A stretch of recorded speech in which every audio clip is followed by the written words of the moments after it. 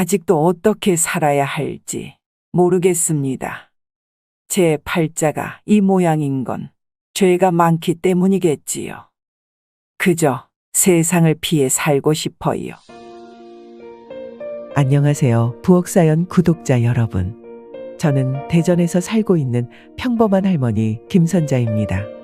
지금은 첫째 며느리와 함께 살고 있어요. 며느리도 벌써 50을 훌쩍 넘긴 나이가 되었죠.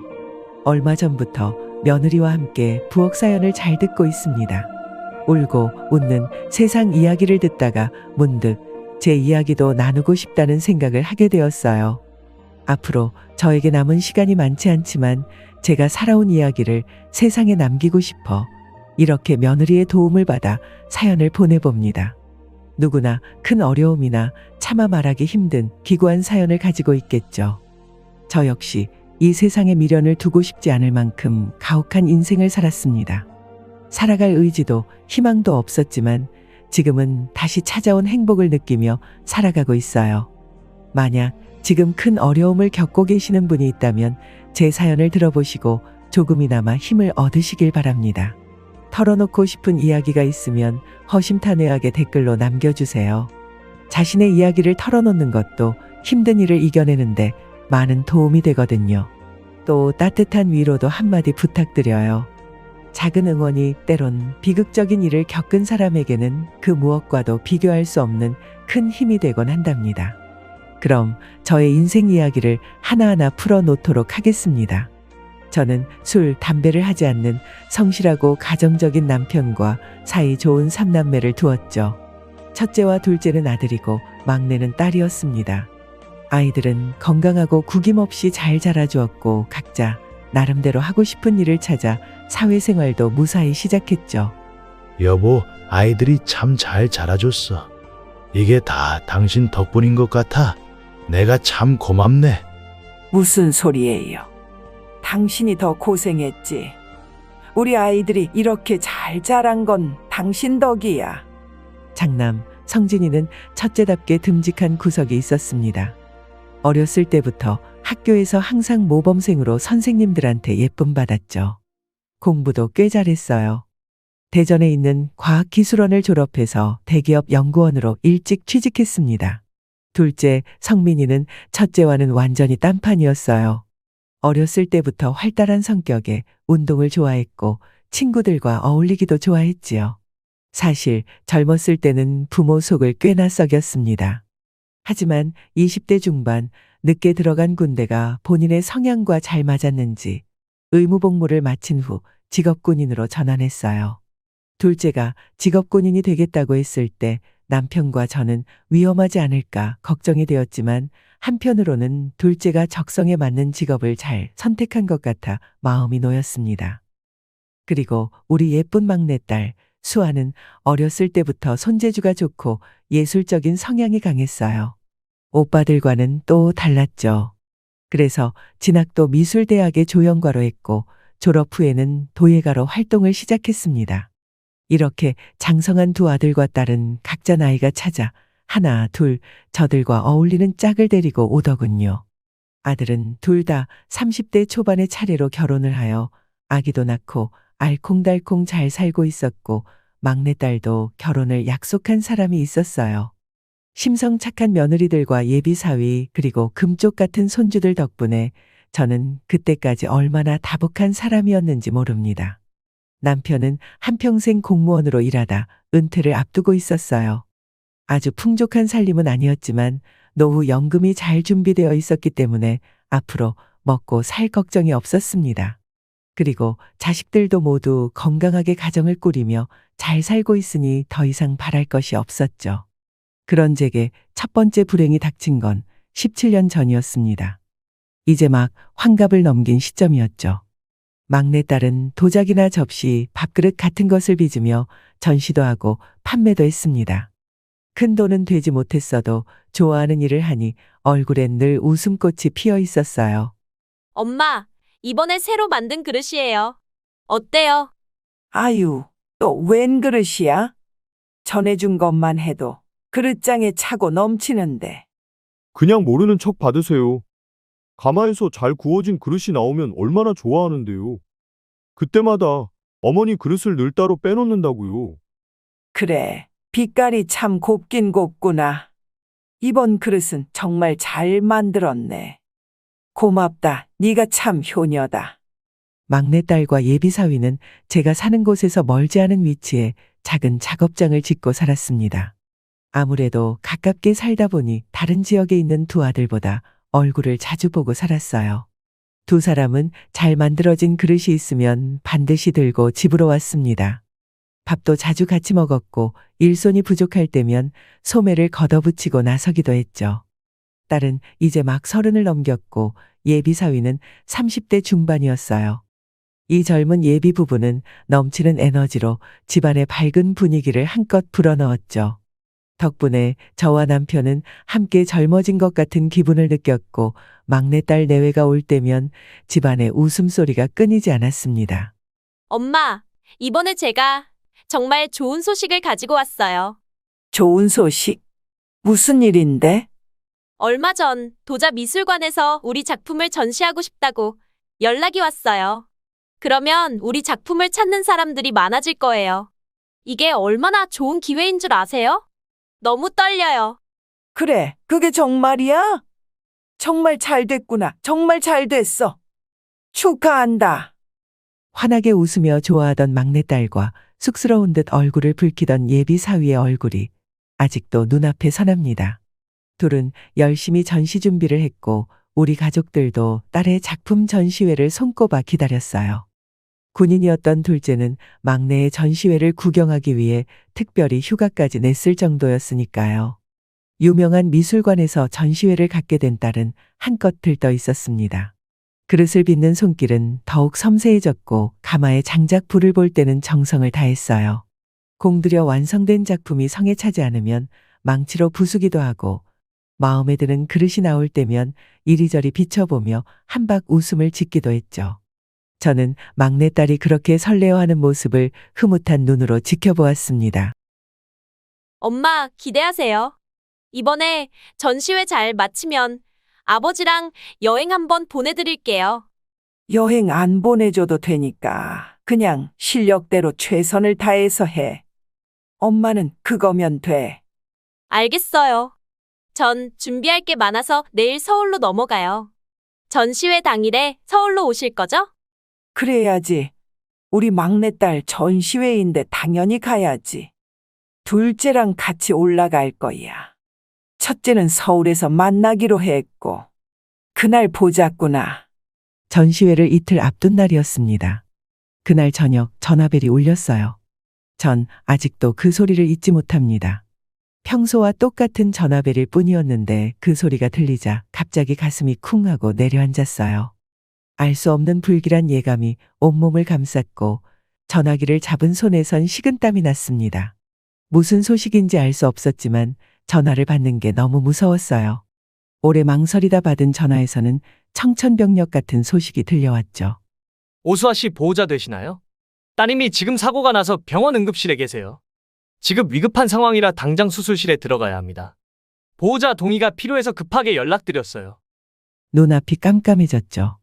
작은 트럭에 작품들을 싣고 서울로 출발한 막내딸과 예비사위가 지금 병원에 있다는 소식이었습니다. 교통사고였다는 겁니다. 막내딸과 예비사위의 트럭이 고속도로에서 급히 추월하던 건설용 화물차와 충돌한 사고였어요. 온 식구가 정신없이 막내가 있는 서울의 병원으로 달려갔습니다. 딸과 사위를 살려내기 위한 수술은 무려 5시간이 넘게 걸렸지만 수술실에서 나온 의사의 얼굴은 어두웠어요. 의사는 최선을 다해봤지만 소생시킬 수 없었다며 고개를 숙였습니다. 너무 많이 다친 상태로 병원에 도착해 손을 쓸 수 없었다고 말했죠. 수술이 정리된 후 침대 위에 있던 내 막내딸, 수아. 생떼 같은 내 새끼는 싸늘하게 식어 있었습니다. 막내딸과 예비사위는 그렇게 한날 한시에 저희 곁을 떠났습니다. 예비사위의 부모 역시 발을 동동 구르며 울부짖었고 저는 그 자리에 주저앉아 통곡을 했어요. 하지만 아무리 울어도 죽은 자식이 살아 돌아오지는 않더군요. 부모보다 먼저 세상을 떠난 불효막심한 그 아이들은 영영 눈을 뜨지 않았습니다. 교통사고를 조사하던 경찰관이 조심스럽게 당시 사고 현장을 찍은 사진을 보여주더군요. 종이장처럼 구겨진 트럭과 그 주변으로 몇 달을 공들여 만든 도자기 파편들이 산산이 흩어져 있었습니다. 자신의 전시회가 열린다는 사실에 아이처럼 기뻐하던 막내딸과 쑥스러워하던 사위의 얼굴이 생생히 떠올랐어요. 며칠 전까지만 해도 제 손을 꼭 잡고 여행을 보내주겠다고 장담하던 막내딸이 이 어미가 끓여준 북엇국이 세상에서 제일 맛있다며 금방 국그릇을 비웠던 막내딸이 이제는 차갑게 식어 있었습니다. 차갑게 식은 아이의 몸에 수의를 입히고 연포를 꽁꽁 싸매는 일은 정말 다시는 떠올리고 싶지 않을 만큼 지옥 같은 시간이었습니다. 손톱을 뽑아내고 살점을 떼어내도 자식을 잃은 아픔만큼 고통스럽지는 않을 겁니다. 저는 그 참담한 현실을 받아들일 수 없어 몇 번이나 까무러쳤지만 결국 딸을 보내야만 했어요. 귀한 아들을 잃은 사돈 역시 거의 실성한 사람처럼 정신을 차리지 못했습니다. 같은 장례식장 바로 옆 빈소에서 나란히 아이들을 떠나보냈어요. 저는 사부인을 부둥켜 안고 날이 새도록 울고 또 울었습니다. 막내가 떠난 후 첫째와 둘째의 마음도 무너져 내렸어요. 두 아들은 여동생을 무척 예뻐하고 아꼈기에 그 아이의 죽음은 정말 큰 충격이었죠. 첫째 아들은 막내딸이 죽었다는 소식을 듣고 처음엔 믿기지 않아 했습니다. 병원에 도착했을 때 싸늘하게 식은 동생의 몸을 보고서야 그 사실을 받아들이더군요. 그는 동생의 얼굴을 어루만지며 눈물을 흘렸습니다.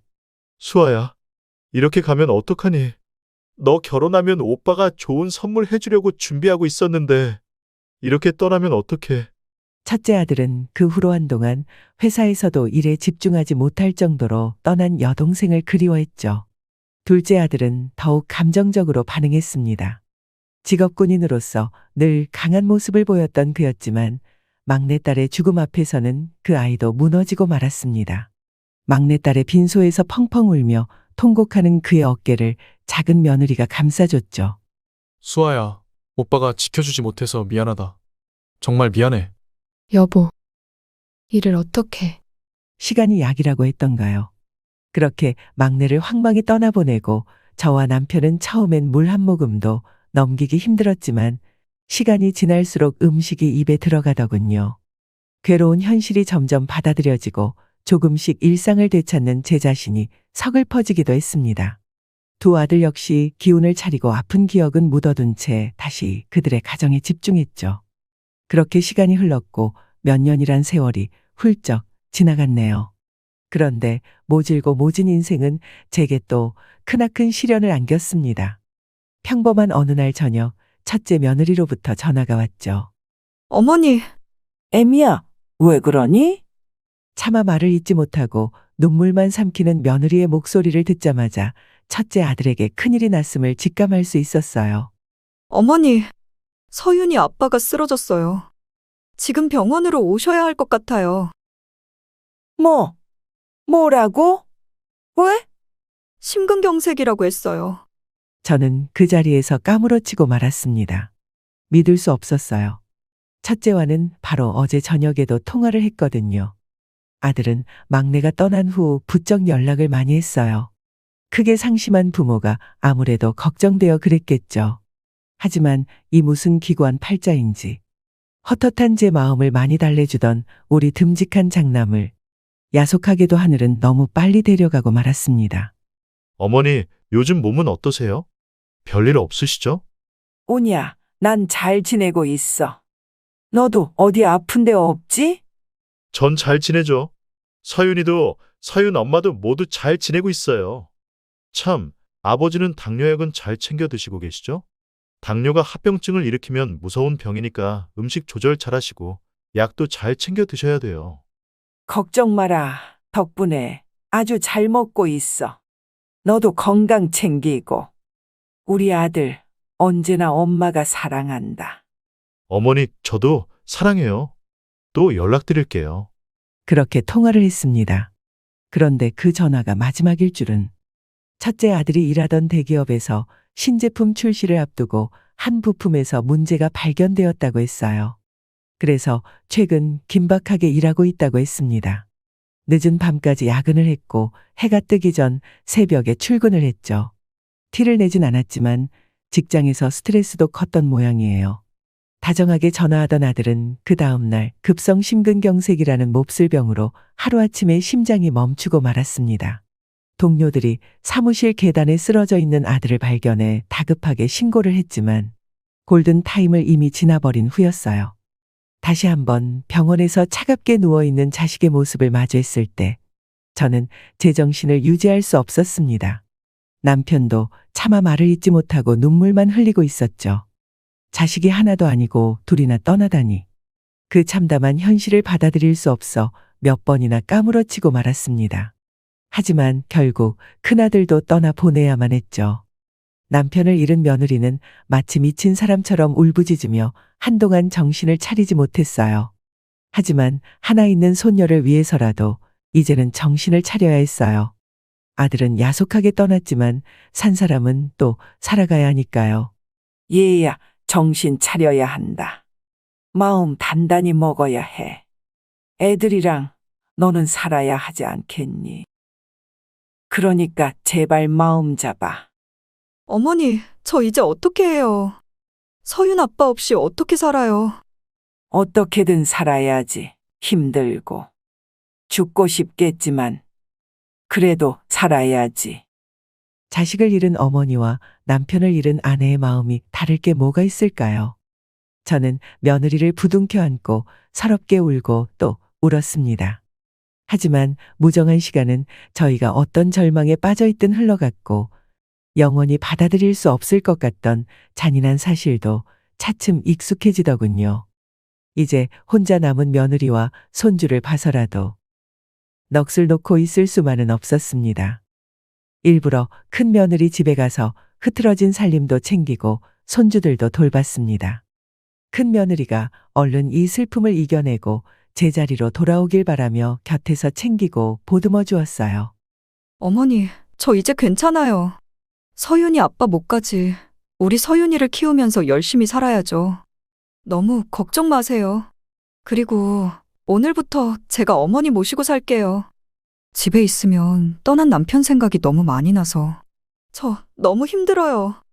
눈만 감으면 남편 생각이 나서 미칠 것만 같아요. 그러니 어머님 옆에서 있게 해주세요. 큰 며느리는 아들의 빈자리로 인해 정신이 나간 사람처럼 힘들어 보였습니다. 결국 이상한 생각을 할까봐 집으로 데려올 수밖에 없었죠. 그렇게 1년이 지나고 며느리도 손녀딸 서윤이도 현실을 인정하고 적응해 나갔습니다. 서윤이는 가끔 아빠를 그리워하긴 했지만 그래도 여느 다른 아이들처럼 밝게 자라주었어요. 하지만 언제까지 큰 며느리가 여기서 인생을 낭비하게 할 순 없었습니다. 그리고 이 험난한 세상에서 남편 없이 홀로 아이를 키운다는 게 얼마나 고된 일입니까? 까마득하게 남은 창창한 인생. 저희 부부 말고는 별다른 연고도 없는 이곳에서 썩게 하고 싶진 않았어요. 그렇게 몇 달을 고민한 후 저는 큰 며느리를 조용히 불렀습니다. 그리고 제품에서 통장과 도장을 조심스럽게 꺼내놓았죠. 이거 받아라. 이게 뭐예요? 우리 큰아들 성진이는 죽고 없지만 너랑 서윤이는 살아야 하지 않겠니? 그래서 주는 거야. 이 돈 가지고 서울에 있는 사돈댁 근처에서 자리 잡고 새 출발하거라. 새 출발이요? 그게 무슨 말씀이세요? 새 출발 안 하면 그럼 남은 인생 혼자 쓸쓸하게 살다 가려고 했어? 여자 혼자 애 키우는 게 어디 쉬운 줄 아니? 듬직하고 좋은 남자 만나서 다시 의지하고 살아야지. 하지만 큰 며느리는 제가 단호하게 말을 해도 꿈쩍도 하지 않았어요. 그래서 저는 마음에도 없는 소리를 하기 시작했습니다. 내가 언제까지 널 보살펴줘야 되니? 넌 눈치도 없니? 아직 나이도 젊은 것이 왜 빈대처럼 빌붙어서 살려고 그래? 요즘은 짜증이 나. 그러니 제발 떠나라고. 내가 안 보이는 데서 새 인생 살란 말이야. 어머니, 어떻게 말을 그렇게 하실 수가 있어요? 제가 뭐 잘못했나요? 말씀해 주세요. 그럼 제가 고칠게요. 더 이상 어머니라고 할 거 없다. 사람이 싫은데 이유가 있니? 나도 이제는 말년에 속 편하게 지내고 싶어. 그러니 당장 떠나라. 그게 나를 위하는 길이야. 저는 이렇게까지 말하면서 큰며느리의 가슴을 찢어지게 했습니다. 결국 큰며느리는 눈물이 그렁그렁한 표정으로 저를 한참 바라보더니 이튿날 아침 짐을 싸서 집을 떠나버렸어요. 그러면서 제게 마지막이라고 큰절까지 올리는데 얼마나 가슴이 무너져 내렸는지 몰라요. 차마 참을 수 없어 터져나오는 눈물을 애써 두 손으로 가리며 울음을 삼킬 수밖에 없었습니다. 저도 울고 손녀딸도 울고 정말 가슴이 너무 메워 미칠 것만 같더군요. 흰눈이 펄펄 내리던 날이었습니다.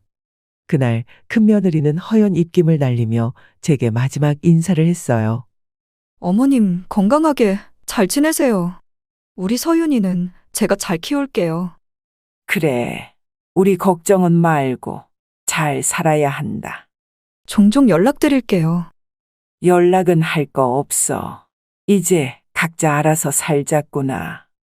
남편은 큰며느리가 집을 떠나는 것에 못내 아쉬워했지만 젊은 며느리의 남은 인생을 응원하는 마음으로 잘 살라고 멀리까지 배웅해 주었죠. 그렇게 며느리는 사돈댁이 있는 서울로 다시 이사를 갔습니다.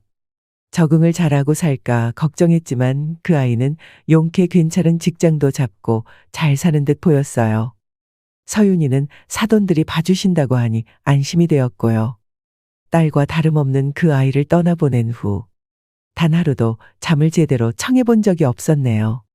괜히 대문 밖을 내다보고 전화기 앞에서 수화기를 들어보고 며느리와 손녀의 목소리가 너무 듣고 싶어서 그때마다 얼마나 가슴을 쾅쾅 치며 울었는지 모릅니다. 하지만 저는 진심으로 며느리가 좋은 남자를 만나 잘 살기 바라며 첫째 내외를 가슴에 묻고 살아가야 했어요. 큰며느리는 그 이후에도 간혹 연락이 오곤 했지만 잘 받지 않았죠.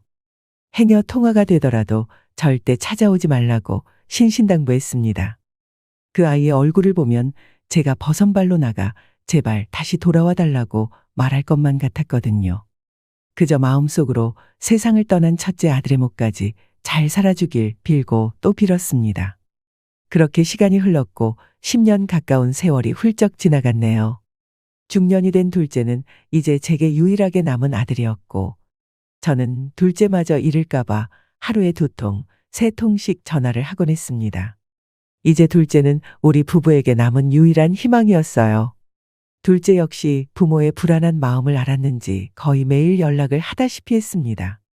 어느새 흰머리가 하나 둘 나기 시작한 둘째는 다행히 아들을 쏙 빼닮은 두 아이를 건강하게 키우며 잘 지내고 있었죠. 제발 마지막 남은 자식은 무탈하길. 저는 빌고 또 빌었어요. 그러나 이제 더 이상의 불행은 없을 거라고 전생에 무슨 죄를 지었는지는 모르겠지만 이제 죄값을 다 치른 것이라는 제 막연한 생각은 처참하게 깨져버리고 말았습니다. 매일같이 연락하던 둘째 아들이 일주일 가까이 연락이 없었어요. 불안한 마음이 들었지만 바쁜 훈련이 예정되어 있다는 이야기를 들었기 때문에 하염없이 기다렸습니다. 그런데 작은 며느리가 늦은 오후 본가로 갑자기 찾아왔더군요. 불길한 기분이 들었지만 애써 외면했어요. 문을 열고 그 아이의 얼굴을 처음 본 순간 제 심장이 쿵 하고 떨어진 듯 했습니다. 며느리는 새하얗게 질린 얼굴과 파리해진 입술로 문 앞에 서 있었어요. 금방이라도 쓰러질 것 같은 그 아이를 얼른 집 안으로 들여왔습니다. 며느리는 집에 들어온 후에도 차마 입을 떼지 못했어요. 한참을 울기만 했습니다. 저는 알 수 있었어요. 믿고 싶지 않았지만 둘째 아들마저 큰일이 생겼다는 걸 깨달았죠.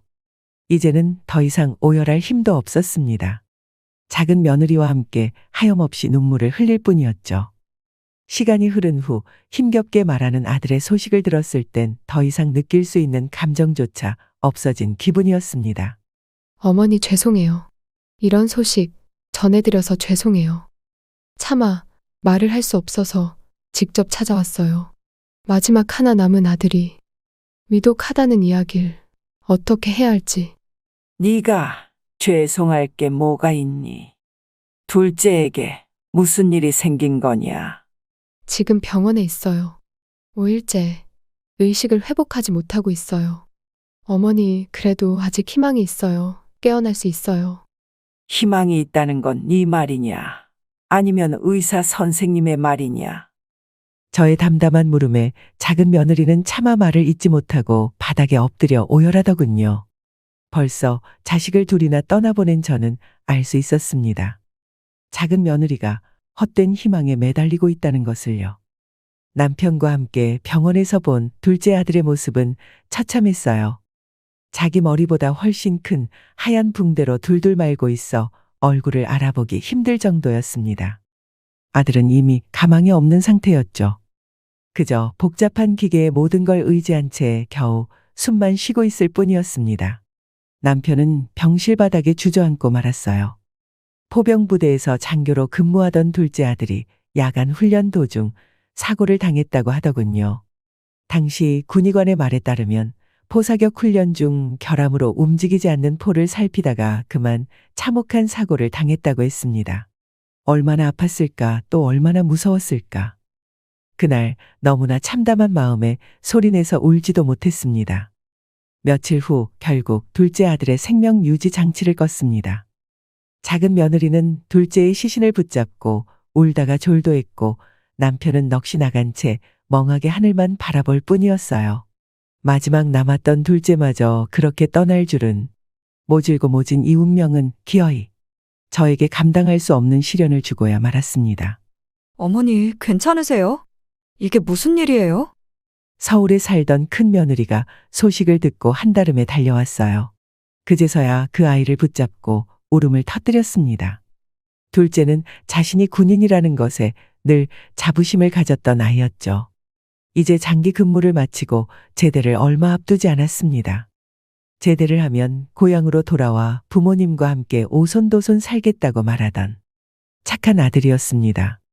코가 오똑하고 초롱초롱한 눈을 가진 미남이었죠. 아버지를 닮아 키도 훤칠하고 덩치도 듬직한 아이였습니다. 그런 녀석이 좁디 좁은 관에 들어가 한 줌의 재가 되어 나오는데 저는 온몸이 갈기갈기 찢겨 나가는 듯한 아픔을 느꼈습니다. 예전에 겪은 일이라서 덜 아픈 게 아니라 아물지 않은 상처를 시뻘겋게 달궈진 인두로 지지는 것과 같았죠. 내 팔자가 왜 이렇게 생겨먹은 건지 하늘도 원망스럽고 조상도 원망스러웠습니다. 자식을 모두 잃은 애미가 살아서 뭐하나 싶고 용기만 있다면 어디 높은 절벽 끝에 서서 떨어져 죽고 싶은 심정이었죠. 큰 며느리는 정신이 반쯤 나간 저와 작은 며느리를 세심하게 챙겼습니다. 남편을 잃은 아픔을 먼저 겪은 그 아이는 작은 며느리를 보듬으며 진심으로 위로해 주었습니다. 둘째 아들의 장례를 치르는 동안 큰 며느리는 제 곁에서 한시도 떨어지지 않고 저를 보살폈어요.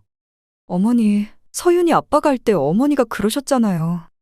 그래도 살아야 한다고, 정신 똑바로 차리고 살아야 한다고. 어머니, 정신 차리셔야 해요. 너무 아프고 힘드시겠지만 그래도 기운 차리고 살아야 하잖아요. 저는 큰 며느리의 손을 꼭 붙잡고 넘어지지 않으려고 애를 썼습니다. 한 걸음을 떼는 것조차 너무 힘들었지만 그 아이에게 의지하고 기대며 겨우 숨을 쉴 수가 있었어요. 자식을 잃은 애미가 숨을 쉬고 산다는 것이 죄스러웠고 가슴이 먹먹해졌습니다. 목숨줄이 붙어 있는 게 죄라면 죄겠지만 딛고 일어서야만 했습니다. 저처럼 제 목숨과도 바꿀 수 없는 자식을 셋이나 잃은 어미가 몇이나 될까요? 그런 아픔을 연거푸 겪게 되면 그 아픔에 적응이 되는 것이 아니라 몇십 배로 커집니다. 더 이상 일어설 힘도 숨을 쉴 수 있는 힘도 없을 만큼 말이죠. 지금도 마지막 둘째의 상을 어떻게 치렀는지 기억이 나지 않습니다. 조문객이 다녀가고 빈 빈소의 무거운 기운만이 어슴풀에 떠오를 뿐이네요.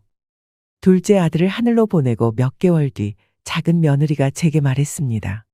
어머니, 저 애들 데리고 외국에서 살 생각이에요. 여기선 그 사람 생각나서 더 이상 살지 못하겠어요. 그곳에서 애들 영어도 가르치고 저도 마음 다잡고 살려고요. 그래, 잘 생각했다. 그런 곳에서 애들 키우면서 바쁘게 살아. 그래야 버틸 수 있다. 잘 생각했어. 내가 미안하구나. 다 이 애미가 못나서 그런 거야. 그래서 벌 받는 거야. 가서 손주 데리고 다 있고 잘 살아. 작은 며느리가 고국을 떠나 외국에서 살겠다는 결정을 했을 때 왜 아쉽지 않았겠습니까? 가끔씩 둘째를 닮은 손주들 얼굴이라도 보며 먹먹한 마음을 달랠 수 있을까 했는데 이제 그마저도 할 수 없게 되었습니다. 하지만 작은 며느리도 큰 며느리처럼 자신의 인생을 살아야죠. 세상에 없는 남편 때문에 자신의 인생을 제대로 살지 못하는 건 아니라고 생각했어요.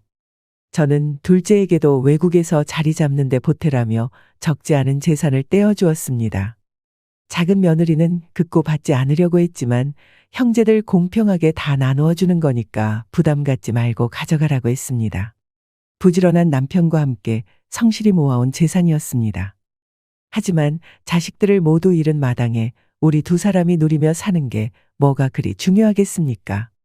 그저 홀로 남은 며느리들과 손주들이 걱정 없이 잘 살기만을 바랐습니다. 여러분, 저처럼 팔자가 기구한 늙은이도 드물 겁니다.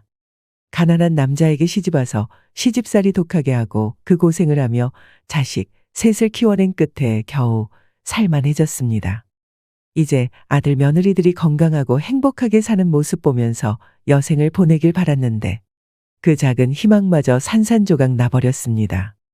나중엔 팔자가 드센 시어머니 때문에 며느리들이 과부가 됐다는 생각이 지워지지가 않더군요. 여기까지 제 사연을 들으신 분들 중에 너무나 가혹한 불행이지만 그래도 힘내라는 위로의 말을 전하고 싶은 분들이 있을지도 모르겠습니다. 그렇습니다. 눈에 넣어도 아프지 않을 자식을 잃었지만 그래도 저는 이를 악물고 버텼어요. 하지만 자식을 잃은 아픔 때문인지 하루가 다르게 늙어가는 남편은 더 이상 바깥에 나가지 않았습니다. 당연한 일일지도 모르죠. 남편이라고 괜찮을 리가 없을 테니까요. 자식 자랑을 버릇처럼 하고 다녔던 그 사람에게 막내딸, 첫째 아들, 둘째 아들의 연이은 죽음은 견디기 힘들 만큼 큰 아픔이었습니다. 하루하루 독한 술로 버티는 남편을 타박하지 않았습니다. 그렇게라도 힘든 현실을 견딜 수 있다면 차라리 그 편이 나을지도 모르니까요. 그렇게 또 3년이란 세월이 흘렀고 작년에는 술독에 빠져 살던 남편마저 보내고 말았습니다. 가난말기 진단을 받은 남편은 마지막 눈을 감는 순간 희미하게 웃으며 말했습니다. 임자, 먼저 가서 미안하오. 다행히 이제 고통에서 벗어날 수 있을 것 같소. 하늘에서 우리 아이들 먼저 만나고 있을 테니 너무 힘들면 언제든지 오시오. 남편의 마지막 말을 듣고 얼마나 오열했는지 모릅니다. 아들을 잃은 슬픔에 매일같이 울며 술을 먹던 남편. 악몽을 꿀 때마다 술을 찾았던 남편은 그렇게 자신이 원하던 대로 아이들 곁으로 가고야 말았습니다. 며느리들은 시아버지의 마지막 가는 길을 지켜주었습니다. 어떻게 알고 왔는지 외국에 살고 있는 둘째 며느리까지 함께 와서 마지막 가는 길을 배웅해 주었죠. 그렇게 단출한 장례를 마치고 저는 며느리들을 불러 모아 이렇게 말했습니다. 이젠 내가 죽었다는 소식을 들어도 오지 마라. 이 박복한 시험이 팔자에 담지 말고 좋은 곳에서 좋은 것만 보면서 살아라. 내 말 허투루 듣지 말고 난 이제 너희들이랑 연락 끊고 살 거다. 그러자 큰 며느리가 냉정한 제 말에 핀잔을 주더군요. 어머니, 왜 자꾸 그런 말씀을 하세요? 이제 아버님도 안 계시는데 우리끼리 왕래하면서 얼굴 보고 살면 되죠. 됐다. 자식 셋 다 보내고 남편까지 떠난 마당에 왕래는 무슨. 이 모든 걸 끊어버릴 셈이다. 깊은 산 속에서 조용히 살다가 죽으려 한다. 그러니까 너희들도 지긋지긋한 시험이 잊어버리고 너희들 인생 살아라. 하지만 며느리들은 매몰찬 저를 붙들었습니다. 저라고 왜 며느리들과 손주들 얼굴 보며 살고 싶지 않겠습니까? 다리가 전부 떨어진 것처럼 너덜너덜한 제가 누구에게라도 의지하고 싶지 않겠습니까? 하지만 두려웠습니다. 제 독한 팔자가 며느리들과 손주들에게 해라도 끼칠까봐 무서웠어요. 그냥 저 혼자 남은 인생 살다가 조용히 떠나면 될 거라고 생각했지요. 그것이 최선이라고 생각했습니다. 그렇게 저는 남편을 떠나보낸 후 모든 걸 정리했어요. 속세와의 인연을 모질게 끊어내고 알고 지내던 스님이 계신 산으로 거처를 옮겼습니다. 당연히 며느리들에겐 한마디도 하지 않았지요. 이것으로 그 아이들이 편안하게 잘 살기를 바랐습니다. 깊은 산자락에 자리 잡은 자그마한 사찰에서 일손을 거들며 살았습니다. 그곳에서 음식도 만들고 마당도 쓸고 봉행도 드리며 기구한 제 삶을 위로했습니다. 며느리들과 손주들이 무탈하게 잘 살기를. 이제 부처님 곁에 있는 아이들과 남편이 편안하게 잘 지내기를 간절히 빌었지요. 그렇게 한 계절을 보내고 꼬박 1년이라는 세월이 흘렀어요. 조용하고 맑은 가을날 사찰의 마당을 쓸고 있는데 누군가 제 팔을 톡톡 쳤습니다. 떠나간 막내 예비 사돈이었어요. 세상에, 여기서 이렇게 뵙네요. 정말 오랜만입니다. 그동안 잘 지내셨어요? 네, 그런데 왜 여기에? 저는 사돈의 걱정스러운 얼굴에 말없이 씁쓸하게 웃어 보였어요. 그러자 사돈은 안타까운 표정으로 저를 바라봤습니다. 힘든 일이 많으셨나 보네요. 네, 운명이 참 야속하기만 합니다. 이곳 사찰에 들어온 지 1년이 넘었는데 아직도 마음은 어지럽기만 하네요.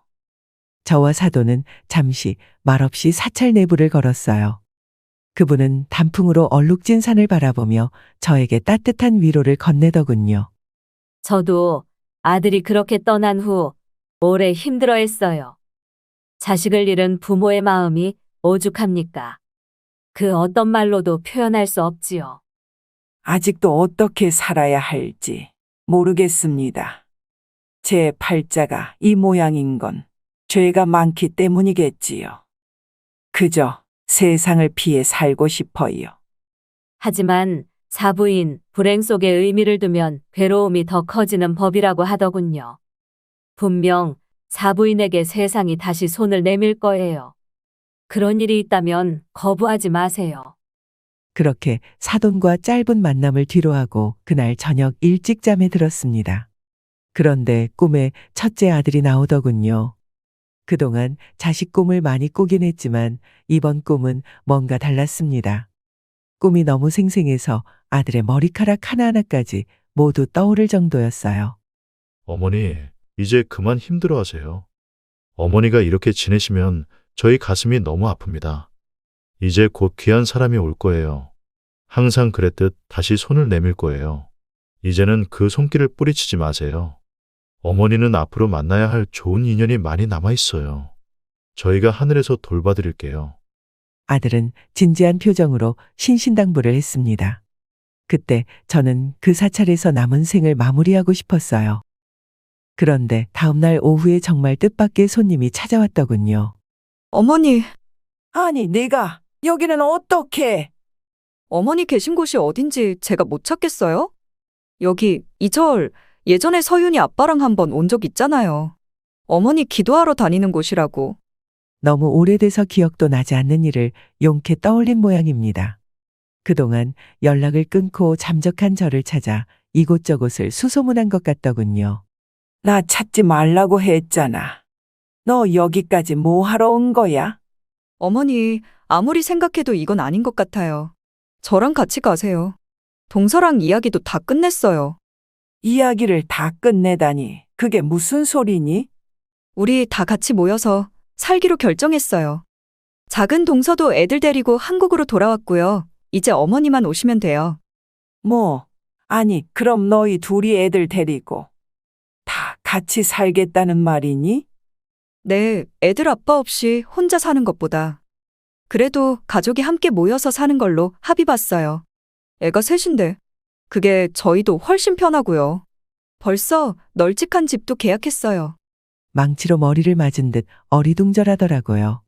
아무리 사이가 좋다고 해도 피 한 방울 안 섞인 형님, 동서가 한 집에서 같이 애들 키우며 사는 게 어디 쉬운 일인가요? 어머니 걱정 마세요. 여자들끼리 모여서 살면 시끌벅적하겠지만 사람 사는 게 다 똑같죠.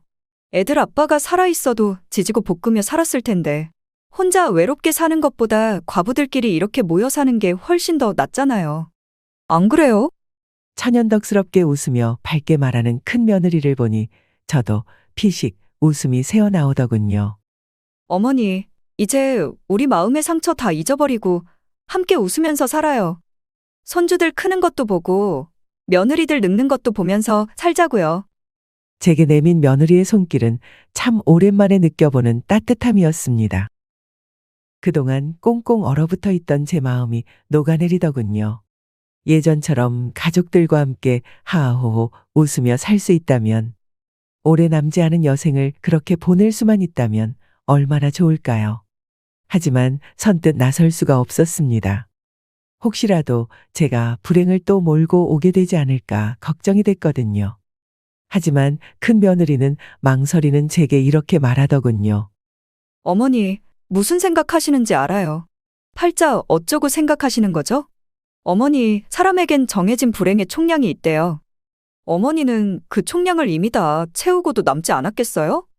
행복의 총량도 분명히 있을 건데, 이젠 좋은 일을 맞이하셔야죠. 그러니까 그런 생각하지 마시고 저희와 함께 살아요. 그동안 저도 많이 외로웠던 모양이에요. 큰 며느리의 그 따뜻한 말에 그만 마음을 돌리고 말았습니다. 그리고 그 다음날 짐을 챙겨 사차를 떠나 지금까지 두 며느리와 함께 한 집에 모여 살고 있습니다. 과부들끼리 모여 사니까 어떠냐고요? 정말 너무 즐겁습니다. 여자 셋, 아이 셋 모여 사니 하루라도 조용할 날이 있겠어요? 크고 작은 일들이 한시도 멈추지 않고 끊임없이 일어나지만 이게 사람 사는 재미인가 생각하면 지금 너무 행복합니다. 며느리들과 저는 서로 아픈 상처를 어루만지며 웃으며 살고 있어요. 여전히 먼저 간 아이들과 남편이 그립지만 며느리들을 새로운 가족 삼아 잘 지내고 있습니다. 가끔은 제가 머물던 사찰에 들러 아이들과 남편을 위해 초도 밝히고 기도도 합니다. 다른 사람들 보기에 전 참 기구한 인생을 살았죠. 그래도 이런 인생을 살아오면서 한 가지 깨달은 것이 있다면 아무리 견디기 힘든 일이 있어도 참고 인내하면 언젠가는 웃을 일이 생긴다는 것입니다. 혹시 지금 감당하기 힘든 슬픔에 빠져 있는 분이 계시나요? 또는 먼저 떠난 가족 때문에 깊은 상실감에 괴로운 분이 계시나요? 그렇다면 전 이 말씀을 꼭 전해드리고 싶습니다. 저는 자식 셋을 잃었지만 딸 2명과 금쪽 같은 손자, 손녀들을 얻었어요. 언제까지 이 생활을 만끽할지는 모르겠지만 이런 행복을 주는 며느리들 덕분에 하루하루 감사한 마음으로 인생을 살아가고 있답니다. 이만 길었던 제 이야기를 마치려고 합니다. 길고 긴 인생 이야기를 끝까지 들어주셔서 감사해요. 이 사연을 보시는 모든 분들 건강하세요. 그리고 힘든 시간을 견디고 계신 분이 있다면 부디 조금이라도 힘이 되었길 간절히 바랍니다. 다들 행복하세요. 저도 남은 인생 행복하게 살도록 노력하겠습니다. 감사합니다. 오늘 사연 어떻게 들으셨나요? 이번 이야기가 구독자분들에게 따뜻한 위로가 되었으면 좋겠습니다. 느끼신 점이 있다면 댓글로 허심탄회하게 의견을 나눠주세요. 부엌 사연은 여러분의 구독과 좋아요 그리고 댓글로 유지됩니다. 앞으로 더 좋은 사연으로 찾아뵐 수 있도록 많은 도움을 부탁드려요. 감사합니다.